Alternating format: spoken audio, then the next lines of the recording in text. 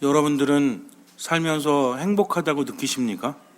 아니면 뭔지 잘 모르겠는데 사는 게 힘들다고 느껴지십니까? 그렇다면 행복을 느끼신다면 그 행복은 어떤 행복이죠? 그냥 잘 먹고 잘 살고, 우리 오복의 기준 있죠? 먹고 잘 자고 뭐하고 이런 것들? 그런 것이 과연 행복일까요? 인간은 육적인 존재이지만 동시에 영적인 존재요, 정신적인 존재죠. 그렇기 때문에 몸이 편하다고 해서 눈에 보이는 것들이 충족되어졌다고 해서 모두 행복하진 않아요. 뭔가 결핍의 상태에 있을 때는 있으면 좋겠다라는 마음 때문에 그것이 주어졌을 때 살짝 기쁠 수는 있지만, 이런 것을 행복이라 말하기에는 좀 무리가 있지 않습니까? 굶다가 먹을 것이 생겼어요? 그러면 기분 좋죠? 너무나 감사하죠? 그런데 순간은 행복하겠지만 그것이 계속 행복하다는 느낌을 주지는 않는다는 거죠. 인간이라는 존재는 부족하기 때문에 뭔가를 바라긴 하지만 정말 행복하다는 것은 어쩌면 눈에 보이지 않는 것에 있다라는 거죠. 전 세계 여행을 할 기회가 생긴다고 해서 행복할 수 있겠습니까? 물론 세계 여행을 할 정도로 풍족하기 때문에 행복하겠지만, 만약에 전 세계 여행을 하는데 몸이 말을 듣지 않아, 그래서 속도 안 좋고 제대로 먹지도 못하고 제대로 걷지도 못한다면 그 사람은 즐겁게 여행을 할 수 있겠습니까? 한번 생각해 보세요. 어떤 사람이 아주 빠듯하게 어떤 경비를 마련해서 거의 배낭여행 비슷하게 해서 돌아다니는데 몸은 건강해, 잘 먹고 잘 자고 어떻게 그래요. 그런데 한 사람은 전세 비행기를 내서 돌아다닐 정도의 여유는 되는데 몸이 건강하지 않아. 그러면 앞선 사람과 이 사람 중에서 어떤 사람이 더 즐겁게 여행을 할까요? 앞선 사람이겠죠. 돈은 별로 없어도 좀 빠듯해도 건강한 사람이 더 많이 보고 느낄 수 있기 때문입니다. 우리가 살아가는 데 있어서 행복하다 또는 행복하지 않다라고 생각한다는 것은 주변에 있는 여건도 분명히 작용을 하지만 내 안에 힘이 없기 때문이죠. 기력이 없기 때문이 그래요. 스태미너가 딸리기 때문에 그렇다는 겁니다. 즐긴다는 것은 극복할 수 있는 힘이 있을 때 즐길 수 있는 거죠. 예를 들어서 가끔 보면은 절벽 같은 데서 암벽 등반 하시는 분들이 있죠. 이분들은 즐기는 겁니까? 아니면 고통을 당하는 겁니까? 본인들이 원해서 하죠.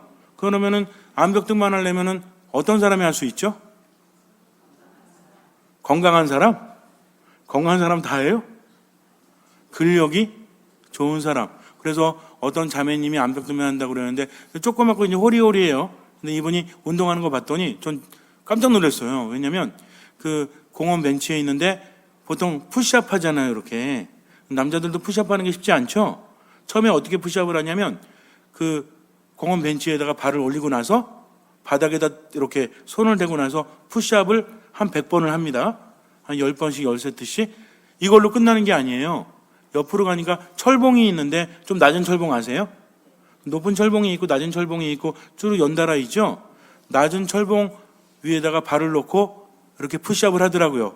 아는 자매님이었기 때문에 제가 나도 한번 해보겠다고, 푸시업은 자신 있어가지고 옆에서 하다가 갑자기 다리에 쥐나고 팔 저기 앉지 않았어요. 그래가지고 한 3번 하다 전화 온 것 같아 이러면서 이렇게 일어나긴 했었는데, 왜냐면 가뿐히 한다는 거죠. 그거 보면서 느낀 게 뭐냐면 아무나 할 수 있는 것은 아니구나. 그 위로 올라가려면 근력이 뒷받침되어야만 즐길 수 있다라는 거죠. 우리들의 삶도 마찬가지입니다. 우리는요, 그냥 내가 약하면서도 조금만 힘들면 불행하다 하고 조금만 괴로우면 힘들다 하고, 그렇게 하면서 세상을 바라보니까 점점 더 힘들어질 수밖에 없죠. 왜 그래요? 기력은 점점 떨어지기 때문입니다. 그렇다면 왜 그럴 수밖에 없었을까? 어쩌면 보이지 않는 우리 마음속에 생명력이 점점 더 죽어가고 있기 때문입니다. 왜 죽죠? 생명력은 운동을 안 해서, 좋은 걸 먹지 않아서. 그래서 나이가 들수록 먹는 약들이 늘어나요, 줄어들어요? 옛날에는 거들떠보지도 않았는데 요즘에는 비타민 A, 비타민 C, 그 다음에 스쿠알렌, 또 뭐 있죠? 아무튼 여러 가지 이렇게 약들이 점점 쌓여감을 느낍니다. 제가 옛날에 신부 됐을 때, 보좌 신부 때만 해도 식탁에 동기 신부님들한테 가면은 이렇게 식탁에 쌓인 약들이 별로 없었어요. 그냥 홍삼 같은 거 줘도 웬만하면 안 먹죠. 젊은 사람들이 먹습니까 그거? 먹으라고 하니까 몰래 먹는 척하면서 버리기도 하고 이러죠. 나이가 드니까 어때? 쪽쪽 빨아먹어. 왜? 기력이 떨어지는 것을 느끼니까. 어느 날 갑자기 눈앞이 좀 침침해져 봐요. 눈에 좋다는 거 먹습니까 안 먹습니까? 뭐 오메가 3부터 시작해가지고 눈에 좋다는 거 다 먹죠. 이렇게 된다는 겁니다. 왜? 그냥 사는 데는 지장이 없지만 뭐가 딸림을 느끼니까? 기력이 딸림을 느끼기 때문입니다. 생명력이 떨어짐을 느끼기 때문이라는 거죠. 숨을 쉰다고 해서 다 살아가는 게 아니에요. 어떤 사람은 생명력이 가득하고 어떤 사람은 생명력이 점점 희미해져 간다는 거죠. 그렇다면 이것을 어떻게 할 수 있을까? 우리 마음의 상태를 보면 알 수 있다는 거죠. 땅을 한번 생각해 보세요. 땅이라는 것이 있습니다. 우리 마음은 다 땅이에요. 우리 삶은 땅입니다. 어느 정도 차지하고 살아가고 있다는 거죠. 그런데 이 땅이 기름져서 뭔가 풀이 파릇파릇 돋아나고 나무가 싱싱하고 냇가가 흐르고 냇가 안에는 물고기들이 가득하다면 생명력이 넘치는 걸까요? 넘치지 않는 걸까요? 그런 데는 가서 우리가 나무들 잔뜩 있으면 뭐 한다고 하죠? 산림욕 한다고 하죠. 그래서 피톤치드 그리고 또 뭐 있죠? NK세포가 활성화된다라고 하지 않습니까? 그런 데서 이렇게 숨만 들이마셨다가 내쉬어도 기분이 좋아요, 안 좋아요? 기분이 아주 좋습니다. 정말 행복해진다는 거죠. 왜? 생명력이 가득하기 때문에 그래요. 온갖 식물들이 생명력을 발산해 주기 때문에 그렇다는 거죠. 그런데 똑같은 산인데 나무가 하나도 없어. 점점 더 사막이 되어가는 곳이 있다면 거기에서 호흡하면 생명력이 넘칠까요? 그렇지 않죠. 사막이 된다는 것은 무슨 의미입니까? 나무가 있지 않고 생명력이 있지 않고 물을 찾을 수 없다는 것은 무엇입니까? 우선은 먹을 것이 없죠. 두 번째는 무엇입니까? 위험에 노출된다는 거죠. 숲에는 숨을 데가 있어요, 없어요? 숲에는 숨을 데가 있기 때문에 뭐 이렇게 도망가다가 숨만 나타나면 거기 숨으면 잘 못 찾죠? 근데 사막은 숨을 데가 있어요, 없어요? 아무 데도 없어. 찾을 데가 아무 데도 없다는 것입니다. 그러니까 사막이 되어 간다는 것은 여기에 비추어서 우리가 바라볼 수 있다는 거죠. 점점 더 궁핍해져요. 먹을 것이 없습니다. 목이 마릅니다. 인생을 살아가는데 자꾸만 허기죠. 왠지 모르겠지만 삶이 공허하게 느껴져요. 목이 마르다는 것은 무엇입니까? 의욕이 생기지 않죠. 죽지 못해서 하루하루 살아갑니다. 또 사막에 있는 동물들을 보면 어떤 동물들이 많죠? 사슴 이런 거 있어요? 아니면 이쁜 토끼 이런 거 있습니까? 거기는 어때? 생긴 것부터가 무서워. 정갈 있죠, 정갈. 정갈이 이렇게 다가오면서 악수하자고 하면 하면 돼요, 안 돼요? 안 되죠? 찔리면 큰일 나요. 그리고 뭐 있습니까? 보통 식물 같은 경우에도 선인장 같은 경우 있죠, 선인장. 광야나 사막 같은 데 보면 선인장이 이렇게 이파리가 한 10몇 개 달려있는데 다 가시 있죠? 찔리면 아파요, 안 아파요? 아프죠. 또 뭐 있죠? 모래 사이로 이렇게 스멀스멀 기어오는 게 뭐 있습니까? 우리는 지나가다 지렁이 지나가죠, 이렇게 산에는. 근데 거기는 뭐가 지나와, 이렇게? 방울뱀이 이렇게 오죠? 그럼 반갑다고 인사하면 돼요, 안 돼요? 안 된다는 겁니다. 영화나 드라마를 보면 다른 영화인데도 불구하고 사막이 나오면 등장하는 이미지가 있죠? 영상이 있어요. 아마 제가 지금 말씀드리는 게 여러분도 보셨을 것 같아요. 사막이 이렇게 있으면 모래가 잔뜩 쌓여 있고 거기에 웬 갈비뼈처럼 뼈가 이렇게 튀어나와 있고 앞에 웬 무슨 동물인지 모르겠지만 초식동물 같아요. 머리 해골이 이렇게 딱 있는 장면. 기억나십니까? 우린 서로 다른 영화 봤는데 왜 그게 기억나죠? 사막을 표현하기에 가장 적합하기 때문입니다. 즉 뭐예요? 죽음을 상징한다는 거죠. 그러면서 정말 무서운 것은 이 사막화는 어떻게 해요? 점점 범위가 넓어진다는 거죠. 우리 마음속에 사막화가 시작이 되면 어떤 증상이 있느냐? 풍족하지 않아요. 먹어도 배가 고파. 마셔도 목이 말라요. 그래서 사막에서 물을 부어보면 어떻게 해요? 기름진 땅에 물을 부으면 흐르죠? 흐르면서 속으로 들어가지만 사막에서 물을 부으면 어떻게 됩니까? 쏙쏙 빨아들여요. 그러나 땅은 죽어가고 있다는 거죠. 자기가 섭취하지만 절대로 내어놓지를 않습니다. 그러니 더불어서 살아갈 수 없다라는 거죠. 우리 삶도 마찬가지예요. 점점 더 소유하려고 합니다. 점점 더 움켜잡으려고 해요. 그러나 만족감을 느끼지 못합니다. 또 사막에 사는 동물들 다 그렇진 않겠지만 우리가 이미지화 시켜볼 때 정가이라든지 방울뱀이라든지 또는 선인장이라든지 가시나 독을 지니고 있지 않습니까? 그러니까 마음의 사막화가 진행된 사람은 어떻게 해요? 다른 사람들에게 굉장히 공격적이죠. 짜증을 냅니다. 믿지를 못해요. 그러면서 자꾸만 힘들게 하죠. 나도 힘들면서 상대방도 힘들게 할 수밖에 없다라는 겁니다. 줄 게 없잖아요. 그렇지 않아요? 아무리 애를 쓰려고 해도 선인장이 이렇게 가만히 있다가 지나가는 사람이 더워하는 것 같아. 아무리 잎을 이렇게 한다고 할지라도 해를 가려줄 수 있어요? 내 자신이 결핍 상태에 있는데 어떻게 다른 사람에게 줄 수가 있겠습니까? 마음이 있어도 주지 못한다는 거죠. 살면서 그렇지 않아요? 소중한 사람들에게 기쁨을 주고 위로를 주고 좋은 말을 해주고 싶은데 내 입에서 나오는 말들은 어떤 말들이야? 상처를 주는 말들이요. 또 부정적인 말이 많지 않습니까? 그리고 상대방에 대해서 어때요? 호의적이에요? 호의적이지 않습니다. 건드리기만 하면 가만두지 않겠다 하면서 독을 쏘고 있다는 거죠. 그러면서 자신도 그 독에 의해서 점점 죽어가고 있다는 겁니다. 또 피할 데가 없어요. 사막 같은 데 있으면 피부가 어떻게 될까요? 우리 자매님들 어떻게 될 것 같아요? 사막에 살고 있는 분들이 있죠? 가끔 보면 있어요. 사막도 사람이 살만한 곳이 있습니다. 아예 죽는 곳이 있는가 하면 살만한 곳이 있다는 거죠. 근데 햇볕이 늘 내리쬐니까 예전에 한 번은 어떤 분이 인터뷰를 하는데 몽고 쪽인 것 같아요. 자매님이셨는데 이렇게 인터뷰하는데 겉으로 볼 때 한 60 정도? 나이를 딱 보니까 몇 살 써 있어? 28이래. 깜짝 놀랐어요. 아니 어떻게 저렇게 할머니인데 28이지? 뭐가 없으니까? 그늘이 없으니까. 햇볕에 그대로 노출되기 때문입니다. 그냥 웃을 때마다 주름이 엄청나요. 할머니 같다는 느낌을 제가 받았다는 거죠. 그분 잘못입니까? 그렇게 노출되어져 있기 때문에 그래요.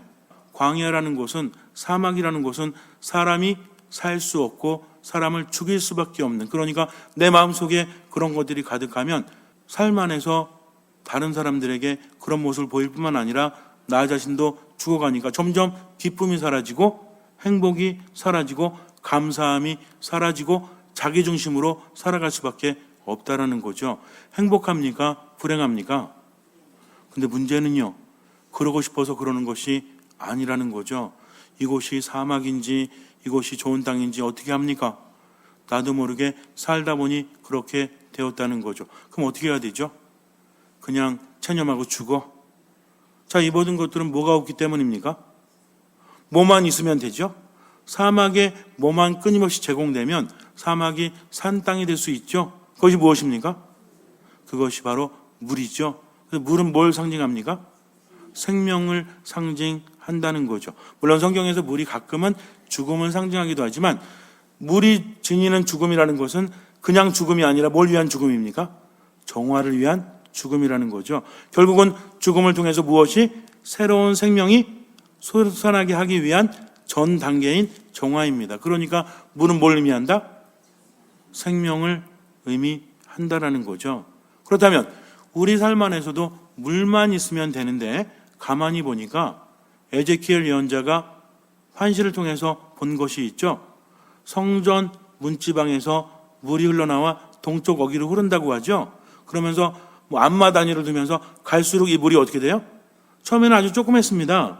그런데 갈수록 발 밑에 찼다가 허리까지 왔다가 점점 더 넓어지고 점점 더 깊어진다는 거죠. 시작은 어디서 되었다? 성전에서 시작이 되었다. 성전에서 물이 나와서 이것이 점점 흐르기 시작을 합니다. 그러면서 이 물이 가는 곳에 어떤 현상이 일어나죠? 주변의 나무가 싱싱하게 자라나고 이 물 안에는 무엇이 가득합니까? 물고기들이 가득하게 돼요. 그러면서 바다를 이루게 됩니다. 어디서 나온 물이? 성전에서 나온 물이. 성전은 어떤 곳이죠? 하느님께서 계시는 곳입니다. 생명의 물은 어디로부터 나온다? 하느님께로부터, 성전으로부터 나온다는 거죠. 신앙이라는 것은 내가 뭔가를 하는 것이 아니라 하느님께 무조건 맡기는 겁니다. 나는 아무것도 할 수 없어요. 주님, 저를 살려주십시오. 주님, 저를 풍성하게 해주십시오 하면서 맡길 때 우리는 그 안에서 생명력을 얻을 수 있다라는 거죠. 하느님이 사람이 되셔서 세상에 오셨습니다. 인간을 살리기 위해서. 그래서 그분이 바로 예수 그리스도죠. 예수님은 뭐라고 하십니까? 우리에게 당신을 따르라고 하시죠. 근데 따르긴 따라야 되겠는데 어떻게 따라야 되죠? 예수님께서 당신에 대해서 말씀하시는 것을 잘 들으면 되는데 당신을 무엇이라 하는지 표현을 들어보면 알 수 있죠. 그렇지 않습니까?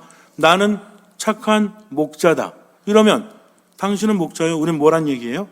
그분을 따르는 양들이라는 거죠. 그분을 뭐로 대하면 돼? 목자로 대하면 돼요. 나는 빛이다라고 하면 우린 뭐로 대하면 돼요? 빛으로 대해드리면 된다는 거죠. 나는 포도나무요 라고 하면 뭐로 대해드리면 돼요?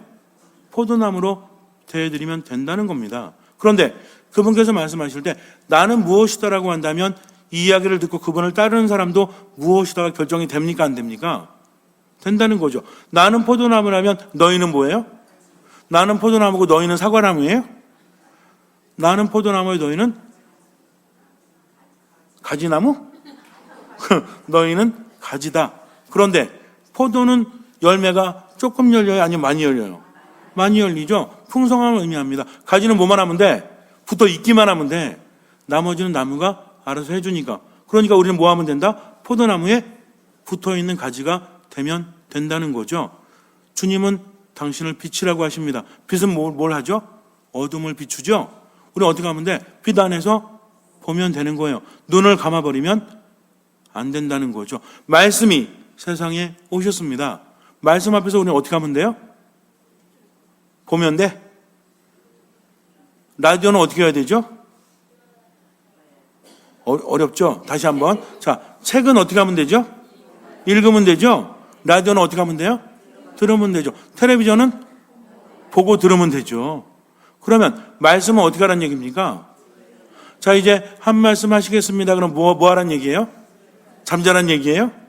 들으란 이야기입니다. 그분이 말씀이면 우리는 뭐 하면 돼요? 들으면 된다는 거죠. 나는 길이다라고 하십니다. 그럼 어떻게 하면 돼요? 그 길로 가면 돼요. 여러분들 어디 가실 때 산에서 이정표 있죠? 이렇게.